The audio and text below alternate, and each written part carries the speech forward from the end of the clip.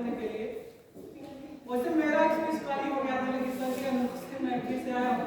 देखिए, आज तीसरा दिन है शिविर का, और मैं कल ही बोला था कि 1 हफ्ते का शिविर होगा, उसमें अलग अलग थीम रहते हैं, अलग अलग चीजों के बारे में रोड डेली बताया जाएगा आपको बहुत अच्छे तरीके से।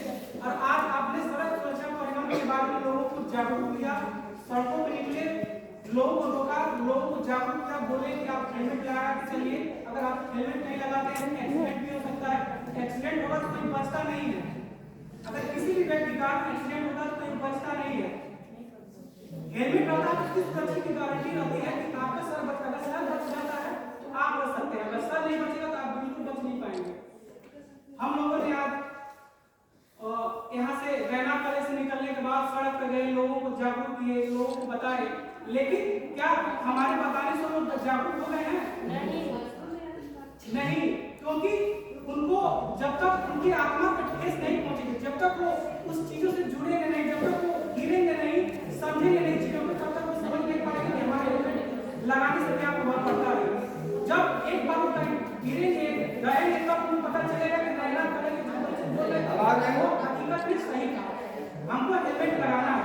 ये नहीं जो व्यक्ति हेलमेट लगा रहा है उसी के लिए जरूरी है, जो उसमें बैठा है, जो पीछे महिलाएं बैठती है, जो पुरुष बैठते हैं, उनको भी जरूरी है हेलमेट लगाना।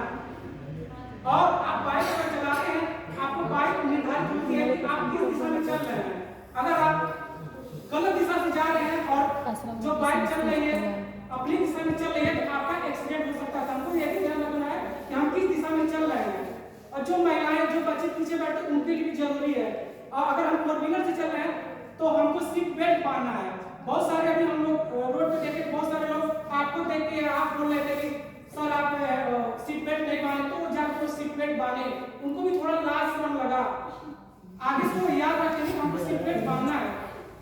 तो बात समझाने से नहीं होगा जब तक हम करके कुछ दिखाएंगे नहीं। अगर हम टीचर एज बात कर रहे हैं आपको कि हम हेलमेट लगा, हम खुद ही हेलमेट लगा के कॉलेज नहीं आएंगे तो क्या?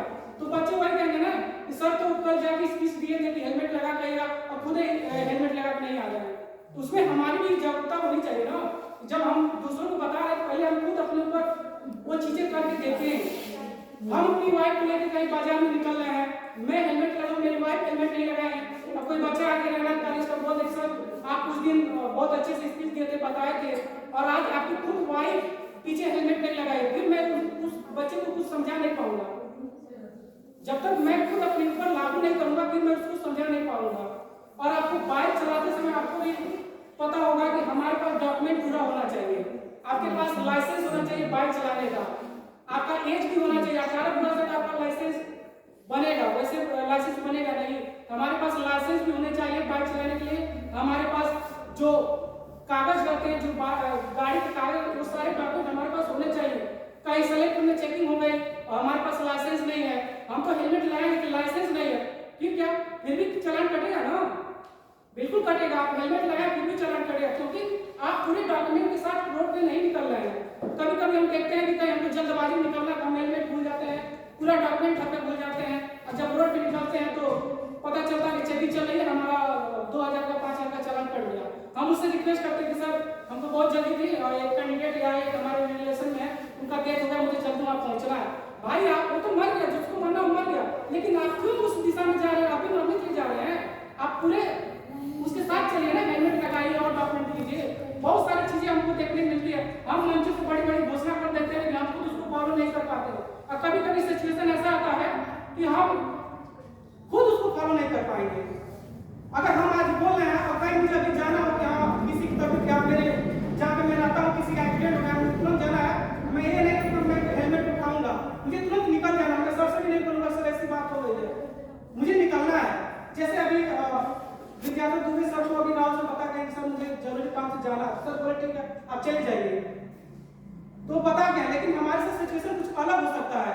हमारे घर में किसी का डेथ हो जाएगा, हम तुरंत निकल जाएंगे, नहीं जाएंगे कंपनी पे जाएंगे, अपना बाइक का कागज जो है उसको हमको लेके जाना ही, हम तुरंत निकल जाएंगे यहीं से। तो इसके लिए भी हमको ध्यान देना होगा कि एक जिराक्स कॉपी हमारे उसमें रहना चाहिए, हमारे बाइक में रहना चाहिए एक जिराक्स कॉपी, तभी तो हम प्रिंट कर लेंगे। और कभी